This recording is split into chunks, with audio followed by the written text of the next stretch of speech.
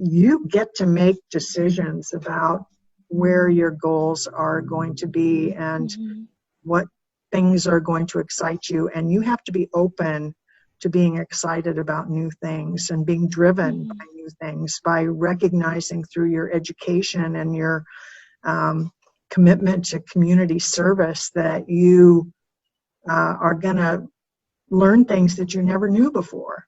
When I went in the legislature, I really didn't know anything about the criminal justice system, except that I dodged it, because of my privilege. Right.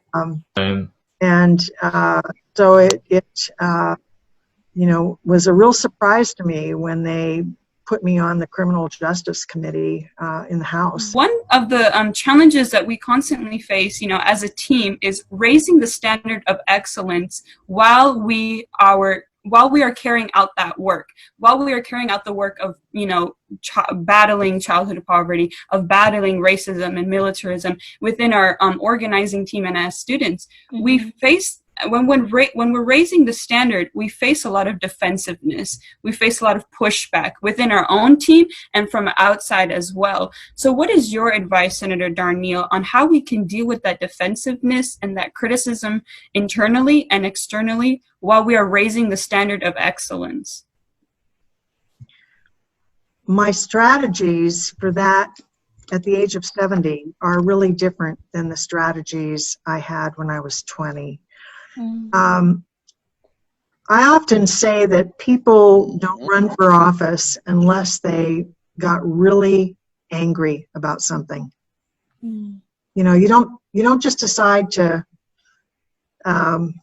get elected for something if you don't have a purpose. And usually that purpose is the origins of that come from an experience where you were dissatisfied. So what do you do when you're dissatisfied with a situation in the community, a situation in your life?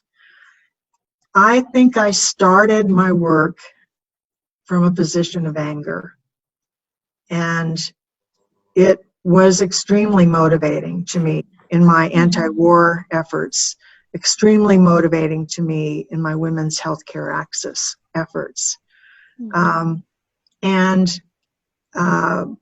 Even when I went to Central America on a fact-finding tour and came back, it was still angry about the conditions of oppressed peoples. And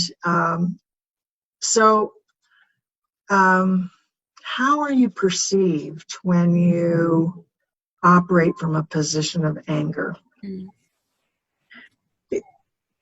Here's the other side of it. People have been angry with me. They're angry with what I've said. How do I respond to someone who's angry with me? Unfortunately, I don't respond well to criticism and anger, when it's directed towards me. And I think that's one thing I've learned in elected office is it's all comers, at that point. You've given up the opportunity to have your last sincere compliment.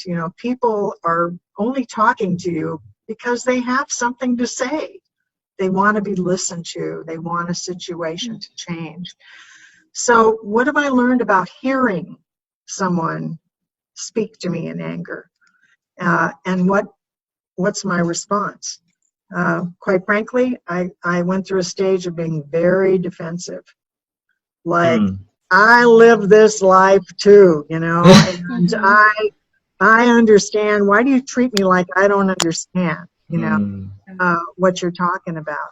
And I have found that what I do respond well to as a public official is someone who's prepared, someone who's knowledgeable about what they're talking about, someone who's done their homework and sort of tuned their message so that it is delivered in a way that isn't a personal attack on me.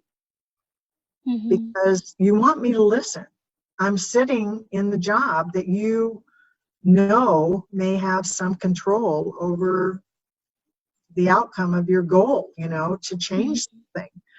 And so, you know, picking your battles, being prepared for those battles, and trying to ascertain why it's important to not just you, but to the world, you know, that and your world to have that change happen.